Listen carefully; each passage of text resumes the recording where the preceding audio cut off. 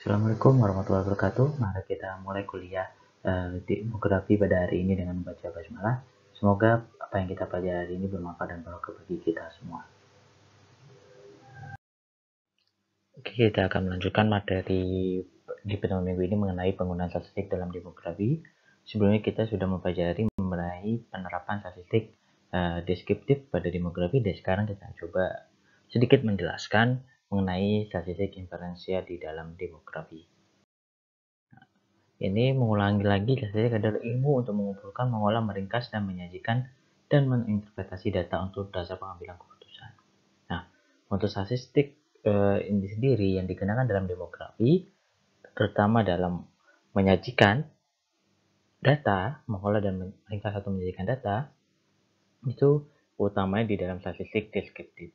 Sedangkan untuk interpretasi data dalam pengambilan keputusan itu lebih banyak digunakan dalam statistik inferensial.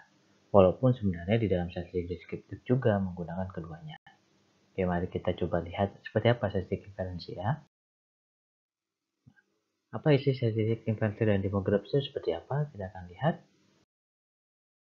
Untuk penjelasannya, statistik inferensial adalah statistik induktif atau probabilitas, di mana teknik ini digunakan untuk menganalisis data sampel yang dimana data itu kemudian untuk mewakili sebuah populasi. Nah, teknik statistik ini cocok bila sampel diambil dari populasi yang jelas dan teknik pengambilannya dari populasi itu dilakukan secara random. Disebut probability karena kesimpulan yang diberlakukan untuk populasi berdasarkan data sampel itu kebenarannya bersifat peluang. Mengapa peluang? Ya, ketika kita mengambil sampel, bagaimana ada peluang bahwa sampel yang kita ambil itu tepat atau tidak tepat. Mengapa bisa seperti itu? Contohnya saja, ketika kita ingin mengetahui kemampuan, misalnya nih, saya ingin mengetahui seberapa besar pengetahuan angkatan 2020 terhadap kuliah demografi. Nah, ketika saya mengambil sampel, yang saya ambil sampel memang angkatan 2020. Tapi untuk mendapatkan kesimpulan bahwa berapa persen yang paham, berapa persen yang tidak paham, itu memiliki peluang atau probability untuk itu sesuai dengan apa yang ada di lapangan, bisa juga tidak sesuai dengan data di lapangan. Kenapa?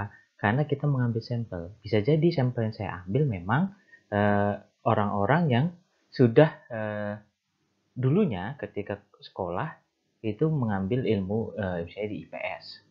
Jadi dia ilmu-ilmu sosialnya lebih kuat dibandingkan teman-teman yang IPA. Jadi ketika saya mengambil sampelnya anak teman-teman yang kalian dari yang IPS, maka data yang saya dapatkan adalah bahwa mayoritas bisa jadi yang kalian semua itu memahami apa itu demografi. Tapi jika yang saya ambil nanti teman-teman dari IPA misalnya, yang belum pernah mendengar atau mengetahui tentang demografi, bisa jadi nanti hasilnya menjadi tidak sesuai dengan apa yang ada di lapangan. Mengapa tidak sesuai? Bisa jadi mayoritas dari MC angkatan kalian ada 200, 150-nya itu IPS, tapi saya mengambilnya 50 IPA semua. Nah, jadi kan itu tidak mewakili populasi. Nah, itu disebut dengan probability. Makanya di dalam statistik, dalam pengambilan sampel, nanti kalian akan mempelajari ini di statistik ya. Sekali lagi saya beritahu, lebih detailnya akan kalian pelajari di statistik ya. Nanti kalian kalau misalnya penjelasan saya ini kurang paham atau kurang jelas, maka nanti di mata kuliah statistik kalian harus lebih memahami ini. Jadi kalau pertanyaan-pertanyaan yang mungkin saya sendiri tidak bisa menjawab itu, maka silakan kalian tanyakan secara detail kepada dosen-dosen yang mengajar statistik. Ya, jangan sampai tidak. Ya, makanya di dalam saya lanjutkan, di dalam statistik dalam pengambilan sampel harus berupaya seakurat mungkin mengambil sampel sesuai dengan apa yang ada di lapangan. Jadi jangan sampai sampel yang kita ambil tidak mewakili sampelnya. Nah, itu yang perlu pembelajaran lebih jauh. Nah, dari suatu kesimpulan dari data sampel akan dibawakan untuk populasi membuat peluang kesalahan dan kebenaran yang dinyatakan dalam bentuk persentase. Nah, ini jadi sampel, oke. Jadi ketika ada 100 orang di sampel 5, maka peluang benarnya hanya 5%. Oke. Peluangnya 5%. Kenapa? Karena 5 itu akan mewakili 100 sampel. Oke. Tapi jika kita mengambil sampel 90, maka peluang kebenarannya adalah 90%. Jadi kita akan mengambil sampelnya 90%. Oke. Nah, jadi seperti itulah yang disebut dengan populasi atau sampel. Nanti kalian akan lebih memahami ini lebih jauh di kuliah-kuliah selanjutnya. Nah, jadi ilustrasi statistik inferensial ini adalah bagaimana dari populasi kita mengambil sampel, nah kemudian sampel itu kita analisis sehingga menghasilkan sebuah kesimpulan di mana kesimpulan itu mewakili populasi yang kita miliki. Jadi kalau sampelnya sampel penduduk ya itu mewakili penduduk yang ada di suatu wilayah. Kalau saya mengambil sampel dari angkatan 2020, berarti itu mewakili semua mahasiswa di angkatan tahun 2020 di Fakultas Geografi. Oke, itulah yang saya maksud dengan sampel. Nah, inferensial itu seperti itu. Kalau deskriptif, kemarin kan semua datanya kita pakai, semua data dari populasi kita pakai, kemudian kita tampilkan datanya, sajikan datanya. Kalau di sini, kita tidak mengambil semua data dari semua populasi, tapi kita mengambil sampelnya, kemudian kita analisis sehingga data sampel itu bisa mewakili populasi. Tanpa kita harus mengambil semua populasinya. Contohnya seperti ini. Jika peluang kesalahan 5%, maka taraf percayaannya 95%. Nah, jadi artinya dari 100 populasi, kalau kita mau peluang kesalahannya 5%, berarti kita harus mengambil 95% dari sampel yang ada. Kalau kita mau kesalahan 1%, berarti 99% kita ambil. Oke, kalau tanya, Pak, kenapa nggak 100%? Kalau 100%, namanya bukan ngambil sampel, tapi kita melakukan yang namanya sensus, karena semuanya kita ambil datanya. Oke, peluang kesalahan dan kepercayaan disebut dengan taraf signifikansi. Nah, ini nanti akan lebih detail, akan dibahas di statistik ya. Jadi di sini saya tidak akan membahas ini secara detail. Contohnya ini contohnya ketika koefisien korelasi 54 berarti signifikansi 5%, berarti berlaku 95 dari 100% diambil seperti saya bilang tadi. Kalau kita ingin signifikansi 5% atau kebenarannya itu 95%, maka kita harus mengambil 95 sampel dari 100 sampel yang ada. Jadi kalau dari populasi ada 100, maka kita ambil 95%. Jadi tidak ada kemampuan untuk digeneralisasikan dengan kesalahan tertentu. Ada hubungan signifikansi, berarti hubungan itu dapat digeneralisasi. Ada perbedaan signifikan, berarti perbedaan itu dapat digeneralisasikan. Jadi ketika kita mengambil 5%, berarti kita asumsinya 95% data kita itu mewakili populasi. Jadi dengan begitu, maka data yang kita punya, kesimpulan yang kita punya, bisa digunakan langsung untuk menjelaskan populasi yang ada. Oke, bisa kita seperti saya contohkan, mengambil sampel untuk angkatan 2020. Ketika angkatan 2020 itu dari kita ambil sampel, maka asumsinya semua angkatan 2020 itu sudah terwakili oleh sampel yang diambil oleh saya.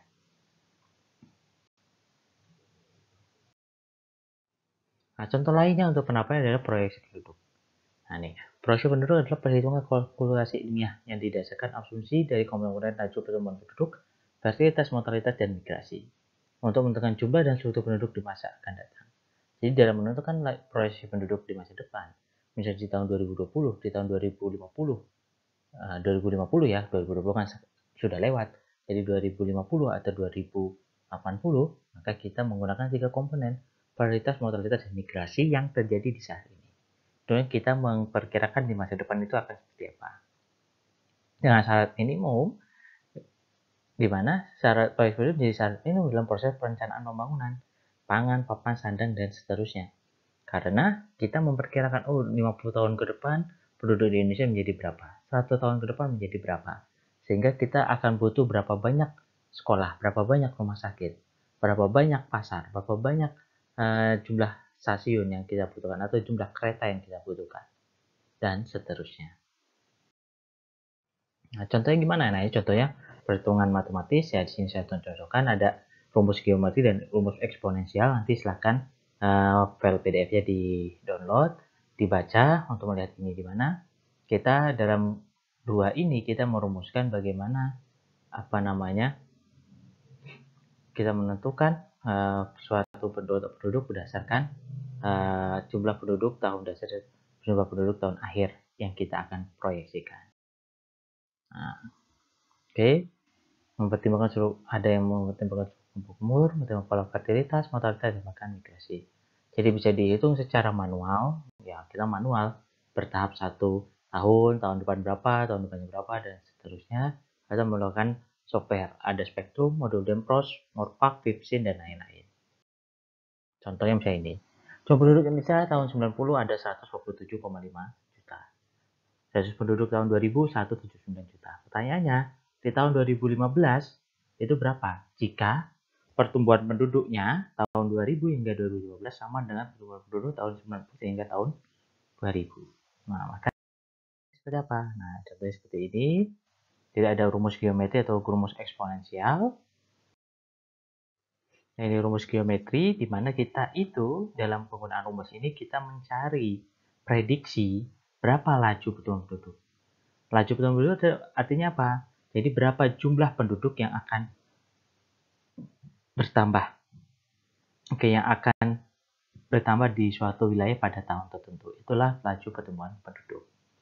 Nah, dalam proyeksi penduduk kita mencari laju pertumbuhannya.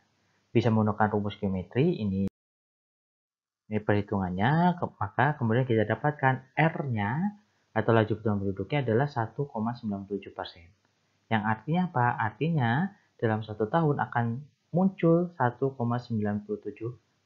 Jadi kalau ada 100 penduduk, maka akan muncul sekitar 1